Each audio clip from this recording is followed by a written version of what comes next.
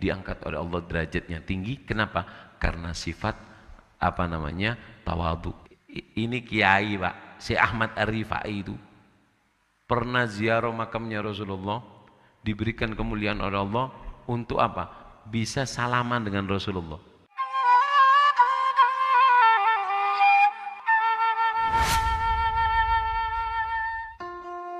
Tiga aulia yang diangkat derajatnya oleh Allah karena tawadhu'nya, tidak memandang dirinya sebagai orang mulia. Tiga wali. Yang pertama adalah Al-Habib Abdullah Al-Idrus bin Abu Bakar As-Sakran. Ini yang pertama. Habib Abdullah Al-Idrus tidur di tempat sampah 3 tahun. Tidur di tempat sampah, Pak. 3 tahun tidur di tempat sampah.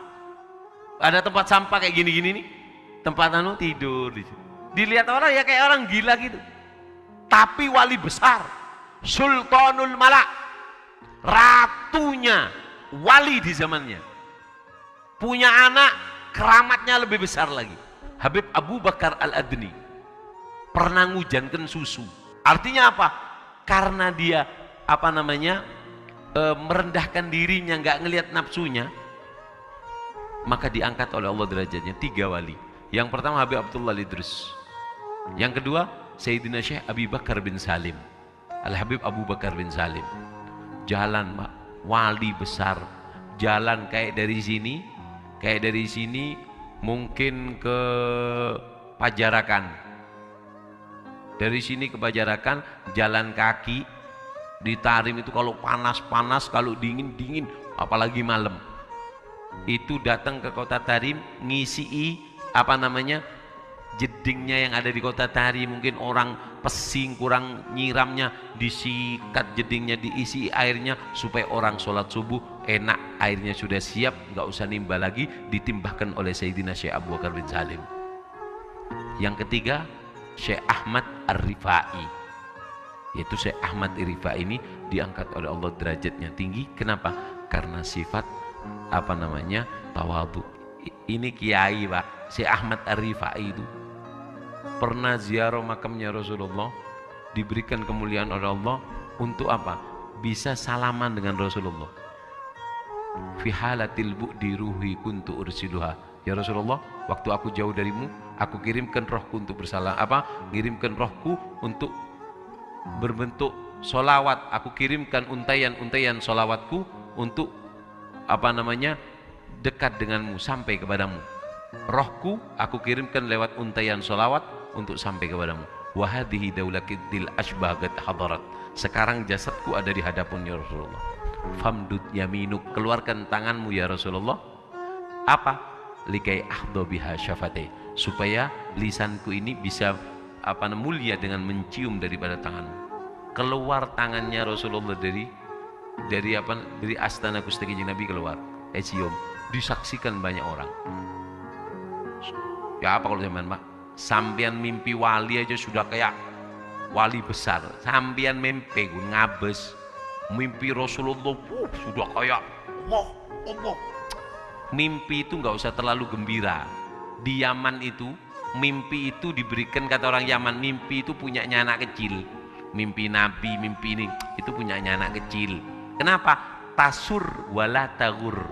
Boleh kamu seneng, tapi jangan tertipu. Kadang gara-gara mimpi pas tak bojong, cukup jadi kakeknya cukup. Itu mimpi itu kayak permen dikasihkan ke anak kecil-kecil. Untuk apa? Supaya dia ini tetap semangat. Nah, orang ahli ibadah terkadang diberikan mimpi-mimpi indah oleh Allah, tujuannya supaya nggak males. Itu kelasnya anak kecil. Ini ya qadha. Apa sih Ahmad Ar-Rifai ngomong, tutup pintu masjid semua, dibuka satu pintu. Aku nggak ridho kalian keluar dari masjid kecuali kalian menginjakkan kaki kalian di pipiku, kepalaku, nginjek baru keluar. Kalau enggak aku izin kalian keluar. Takut Pak. Kenapa? Tawadhu. Dengan orang tawadhu merendah diri, hina tidak.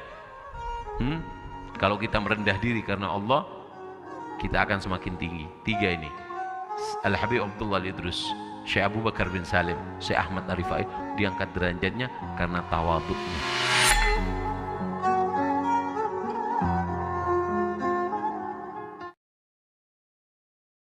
menyikapi berbagai permasalahan bangsa hari ini.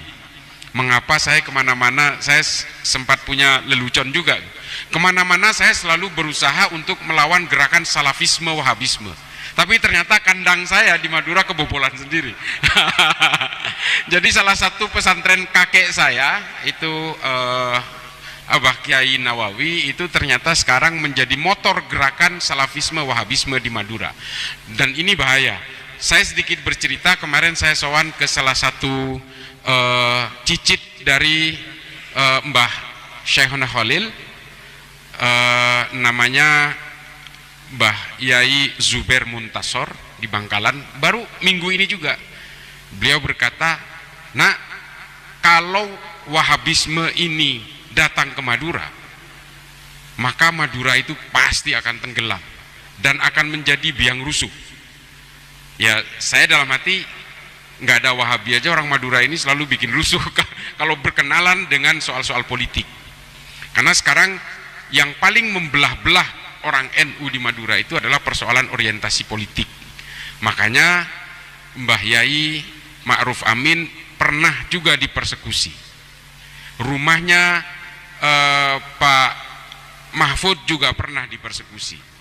Ini padahal semuanya orang NU. Tapi kemudian orientasi politiklah yang membelah semua itu dan berusaha mencabik-cabik kita hari ini, dan ditambah dengan akselerasi wahabisme di Madura sehingga betul-betul Madura terancam.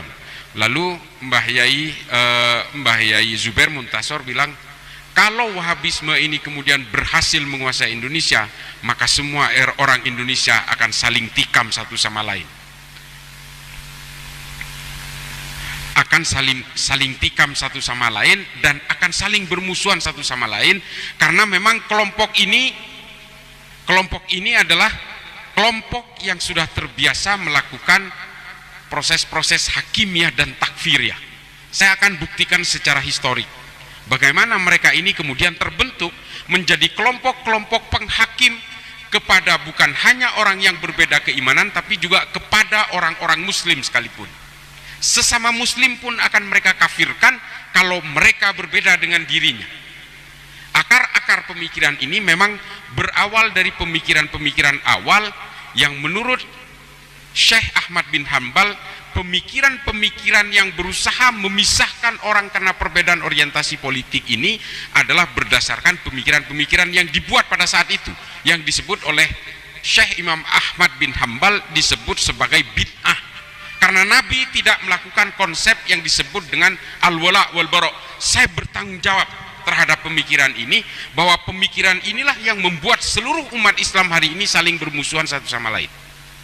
Ini awalnya. Saya diserang gara-gara ini. Pemikiran-pemikiran Ibnu Taimiyah dalam kitabnya Majmu' al-Fatawa ini kemudian menjadi petaka setelah diakselerasi oleh Muhammad bin Abdul Wahab untuk kebutuhan-kebutuhan politik, supaya Ibnu Saud berkuasa di Arab Saudi. Ini nggak bisa dipungkiri. Sejarah, ini sejarah. Dan semua kitab sejarah menulis ini, termasuk kitab-kitab sejarah, buku-buku sejarah yang menulis pergerakan politik Islam pada abad ke-19 hingga abad modern hari ini. Tidak bisa dipungkiri. Ajaran-ajaran Wahabisme ini digelorakan oleh Muhammad bin Abdul Wahab untuk menyokong gerakan-gerakan politik Ibnu Saud, untuk memerdekakan Arab Saudi dari cengkraman kekuasaan Kekaisaran Ottoman. Ini yang harus diakui. Mengapa kemudian kelompok Wahabi ini sangat memusuhi kelompok Habaib misalnya? Zuriyah-zuriyah kenabian ditolak oleh orang Wahabi. Kenapa? Karena musuh Ibnu Saud ini adalah seorang Habaib dari kota Ha'il di Mekah. Ini yang kemudian digelorakan ajaran-ajaran ini seolah-olah ini adalah ajaran agama, padahal ini adalah kebutuhan-kebutuhan politik dari keluarga Ibnu Saud. Ini yang terjadi. Makanya mereka itu anti sekali dan mengharamkan kita menghormati para zuriyah Kanjeng Nabi, karena pesaing politiknya yang bernama Ibnu Rashidin dari kota Ha'il itu adalah Habaib yang kemudian mereka persekusi dan hingga akhirnya terusir hingga ke Yordania hari ini. Ini yang harus kita pahami.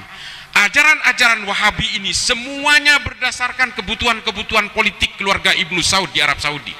Mengapa mereka mengharamkan demonstrasi dan unjuk rasa? Karena kerajaan Ibnu Saud sangat takut kepada gerakan-gerakan rakyat. Kenapa mereka mengharamkan musik? Karena dari musiklah kemudian kebangkitan-kebangkitan rakyat untuk melakukan perlawanan kepada keluarga kerajaan ini sangat besar potensinya. Dan mengapa mereka mengharamkan budaya-budaya lokal?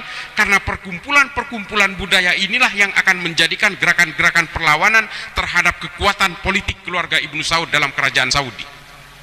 Ini yang harus dipahami oleh kita. Gerakan-gerakan maulid adalah perkumpulan-perkumpulan jamaah untuk memuliakan Nabi pun juga dilarang. Karena apa? Karena dari perkumpulan-perkumpulan jamaah inilah ditakutkan oleh mereka akan menimbulkan menjadi gerakan-gerakan perlawanan terhadap kerajaan. Ini harus kita pahami. Dan kemudian mereka juga merusak semua situs-situs kenabian. Karena apa? Karena mereka ingin mematahkan penghasilan Kekaisaran Ottoman dari orang-orang yang mau umroh dan haji. Bapak Ibu sekalian, ini saya langsung ngegas nih. Saya langsung ngegas.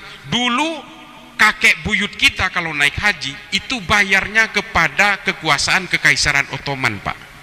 Lalu kekuasaan Kekaisaran Ottoman nyewa kapal Belanda supaya mengangkut jemaah haji kita dari sini. Kakek saya masih mengalami itu.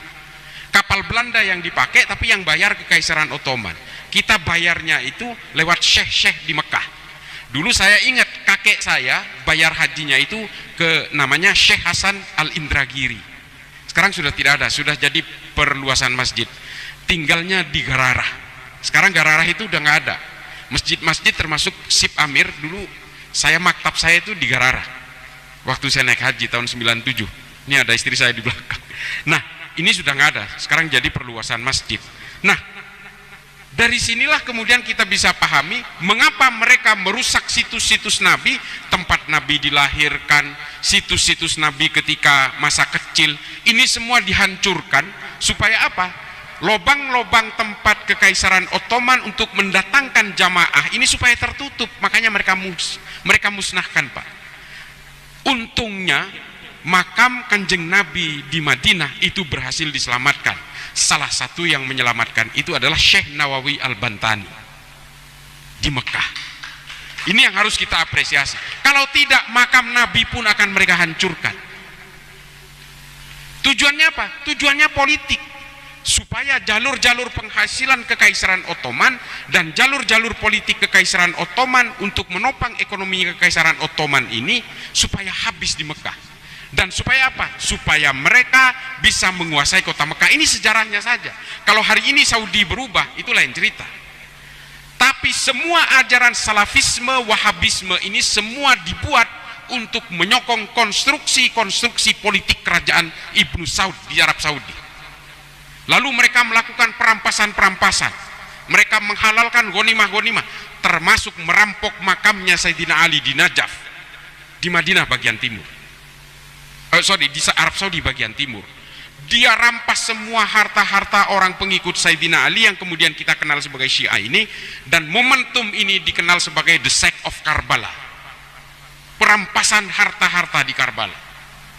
Dirampas semua, diangkut untuk menjadi pembiayaan utama bagi kelompok-kelompok Ibnu Saud dalam menguasai Arab Saudi. Ini saya tidak membenci Ibnu Saud di sini, tapi saya hanya ingin membuktikan secara sejarah, secara historik, bahwa semua fatwa-fatwa dari ulama Saudi termasuk Abdullah bin Bas, Al-Utsaimin, Albani yang kemudian digelorakan oleh ustadz-ustadz Wahabi hari ini di Indonesia sebenarnya adalah gerakan-gerakan kebutuhan politik di Arab Saudi pada masa itu, sehingga kemudian Saudi menjadi Al-Mamlakah As-Saudiyah Al-Arabiyah seperti yang kita dengar hari ini. Dan mengapa mereka kemudian mengharamkan khilafah? Karena khilafah ini menjadi ancaman bagi kerajaan Saudi, Pak. Padahal kedua-duanya kelompok pengusung khilafah dan kelompok Wahabi ini sama fahamnya, Wahabi semua. Ini harus kita pahami. Yang namanya yang namanya Ikhwanul Muslimin yang tumbuh di Mesir lewat Hasan al-Banna, ini amaliyah dan ubudiyahnya sama. Mereka adalah orang-orang Wahabi juga, tapi tujuannya berbeda. Yang satu ingin menegakkan al-mamlakah, kerajaan, yang satu Ikhwanul Muslimin ingin menegakkan khilafah, sama semuanya. Hizbut Tahrir sama. Ini orang-orang Wahabi juga. Yang membedakan mereka, yang membedakan identifikasi perbedaan di antara mereka adalah tujuan politiknya. Kelompok Wahabi hanya ingin memapankan kekuasaan kerajaan Arab Saudi hari ini, sementara khilafah ingin menguasai Indonesia dan menjadikan khilafah sebagai sistem politik utama.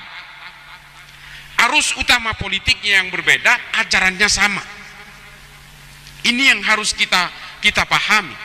Lalu mengapa kalau memang kerajaan ini sebenarnya hanya ingin memperkuat kekuasaan politik Saudi, ideologinya harus kemudian dialirkan ke negara-negara Islam seperti Indonesia? Karena Saudi bagaimanapun, kerajaan Saudi bagaimanapun, kekuasaan politik kerajaan Saudi bagaimanapun, hidupnya dari negara-negara Islam, Pak. Karena mereka adalah pengelola dua kota suci. Kalau semua orang umat Islam di seluruh dunia sepakat misalnya bahwa pemerintahan kerajaan Arab Saudi harus diruntuhkan atas penguasaan dua kota suci Al-Haramain ini, selesai semua. Itulah mengapa Arab Saudi pada tahun 70 awal ketika dia punya uang lewat minyak, lewat oil booming itu, dia menggelontorkan uangnya untuk gerakan eksportasi Wahabisme internasional. Saya tantang orang Wahabi untuk membantah saya di sini. Lalu semua uang itu mengalir bersama gerakan Wahabisme ke seluruh dunia. Tapi kemudian ujungnya bercabang dua. Yang satu terpecah dalam gerakan khilafah, yang satu menjadi gerakan Wahabisme internasional. Banyak, Pak, para politisi di sini yang sudah terpapar ini dari sejak tahun 70-an awal. Jangan bantah ini. Semua ormas banyak yang terlibat dalam gerakan ini, yang kemudian digelontorkan bersama uangnya lewat yayasan-yayasan seperti Al-Haramain. Ada sekolah Lipia di sini yang dibentuk oleh pemerintah Arab Saudi, dan ini yang menjadi epicentrum regenerasi Wahabisme di Indonesia. Nggak bisa dipungkiri. Meskipun tidak semua keluaran Lipia ini menjadi Wahabi, tidak semua, tapi hampir semuanya menjadi ideolog teroris di Indonesia hari ini. Ini yang harus kita pahami. Semuanya menjadi ideologi basis-basis kekerasan atas nama Islam di sini. Saya sebutkan satu. Aman Abdurrahman, ketua Jamaah Ansarud Daulah yang hari ini tervonis mati ada di Nusa Kambangan, lulusan Lipia. Banyak sekali. Bahrun Naim, banyak sekali. Habib Rizik Syihab, lulusan Lipia semua. Kalaupun dia tidak menjadi Wahabi, setidaknya dia menjadi frontal dan militansinya berlebih. Saya tidak ingin mempersekusi Habib Rizik sebagai dzurriyyah Nabi, tapi karena dia menggelorakan kekerasan dan mencaci maki orang lain, termasuk mencaci maki ulama-ulama NU, maka saya harus tolak. Sama seperti Densus yang menangkap hari ini. Sejak tahun 2000 Densus 88 menangkap 2000 orang teroris. Mengapa Densus menangkap ini? Banyak yang dituduh Densus ini hanya nangkap orang Islam. Kalau nangkap orang Islam jumlahnya ratusan juta, Pak, yang ditangkap. Tapi Densus menangkap orang ini bukan karena mereka Islam. Mereka masuk dalam jaringan terorisme. Kalau orang Islam yang seperti kita, yang biasa-biasa saja, yang moderat ini, nggak mungkin ditangkap, santai aja. Merokok.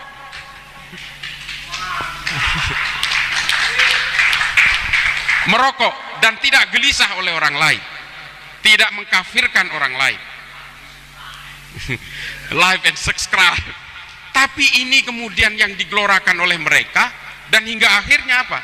Kita semua terjebak dalam hakimiyah takfiriyah. Harus kita pahami, Pak, kalau ingin merobohkan Indonesia, maka harus merobohkan NU. Orang-orang NU hari ini oleh kelompok Wahabi Salafi ini semuanya menggunakan teknik makan bubur, Pak. Dimakan dari pinggir baru di tengahnya. Dan hari ini orang-orang Nahdien kultural di berbagai kampung-kampung, di desa-desa, itulah yang dimakan oleh mereka. Di Madura, Pak, saya bayangin, kita bayangkan, Madura itu kalau ditanya agamanya NO, Nahdlatul Ulama. Ini orang Madura, saking fanatiknya dan saking takzimnya kepada para ulama. Hari ini sudah masuk mereka. Dan salah satu yang menjadi penyuaranya adalah kakek saya. Saya miris sekali. Dan orang di kampung saya sudah dijahiliahkan semua. Konsep mereka itu memang adalah berusaha menjahiliahkan orang yang tidak sama dengan mereka karena mereka merasa ajaran agamanya adalah yang paling otentik dengan ajaran Nabi. Ini klaim mereka. Nabi tidak pernah mengkafir-kafirkan, apalagi menjahiliahkan orang, sesama muslim terutama. Makanya konsep al-wala wal bara ini berusaha membangun monoloyalitas kepada orang yang sama dan membangun permusuhan dengan orang yang berbeda, kemudian diakselerasi oleh Muhammad bin Abdul Wahab di Najd yang kemudian menjadi glorifikasi pemisahan-pemisahan orang yang berbeda orientasi politik hari ini. Sesama NU pun bisa saling bantai, Pak, hanya karena perbedaan politik 01, 02. Kita tidak bisa mungkiri itu. Coba bayangin hari ini orang NU saling berperang, terutama di Madura, hanya karena perbedaan orientasi politik. Ini racun. Mereka sama-sama tahlilan, mereka sama-sama maulidan, mereka juga sama-sama melakukan haul, tapi ketika dihadapkan kepada perbedaan orientasi politik, mereka bisa saling bunuh satu sama lain. Dan kita semua sudah masuk dalam jebakan konsep-konsep al-wala wal bara itu. Ini bahaya sekali. Ini bukan ajaran NU yang begini. Kalau Nabi melakukan teknik-teknik metodologi al-wala wal bara, Pak, makanya oleh Imam Ahmad Ibnu Hambal itu dikatakan ini bid'ah, karena Nabi ketika hijrah ke Madinah langsung membuat piagam Madinah. Karena Nabi ingin mengakui harkat dan martabat semua manusia tanpa melihat latar belakang. Ketika Nabi belum masuk ke Madinah, suku Aus dan Khazraj udah saling bantai satu sama lain. Dua suku, Pak, sama-sama dari Yaman, di Yasrib. Orang Yahudi dan orang Kristen saling bunuh sebelum Nabi masuk. Lalu Nabi masuk hijrah ke Madinah, membuat satu kesepakatan bersama 49 pasal yang mengatur kesamaan hak dan kewajiban di Madinah. Kalau Nabi menggunakan metodologi al-wala wal bara, Nabi tidak akan menggunakan piagam Madinah ini sebagai alat pemersatu bangsa. Ini yang harus kita pahami. Nabi tidak mungkin merumuskan piagam Madinah supaya orang Madinah tidak berperang satu sama lain. Lalu kemudian ditunjuk suku Aus dan Khazraj ini yang sebelumnya dipimpin oleh Sa'ad ibnu Mu'ad, kemudian setelah Sa'ad ibnu Mu'ad meninggal, ditunjuklah Sa'ad bin Ubadah sebagai pemimpin dari penyatuan antara suku Aus dan Khazraj yang kemudian menjadi pemimpin kaum Ansor di Madinah. Ini yang harus, sejarah-sejarah seperti ini yang mungkin mudah-mudahan sih udah para kiai, para santri sudah baca ini. Di Tarikh At-Tabari Al-Umam wal Muluk jelas semua runutannya bahwa Nabi itu bukan penganut al-wala wal bara. Nabi tidak pernah mau membangun permusuhan dengan orang-orang yang berbeda, termasuk kepada orang sesama muslim sekalipun, apalagi kecuali diserang oleh orang-orang kafir Quraisy baru Nabi berperang. Dan karena Nabi dalam perang-perangnya ini tidak menganggap bahwa ini perang agama, ini adalah perang membela tanah air, makanya Nabi mengajak orang-orang dari Kristen, dari Yahudi untuk ikut berperang bersama Nabi. Saya sering cerita soal ini bahwa salah satu korban perang Uhud itu adalah orang Yahudi, kiainya Yahudi yang bernama Mukhairik. Sampai para sahabat tuh bingung, ini Mukhairik ya Rasulullah, ini Mukhairik ini mau dimakamkan seperti apa sementara dia ini seorang syuhada, tapi dia ini bukan Islam. Coba mau dimakamkan dengan cara apa coba? Dia melindungi Nabi dari panah-panah beracun, lalu semua anak panah itu menancap di badannya,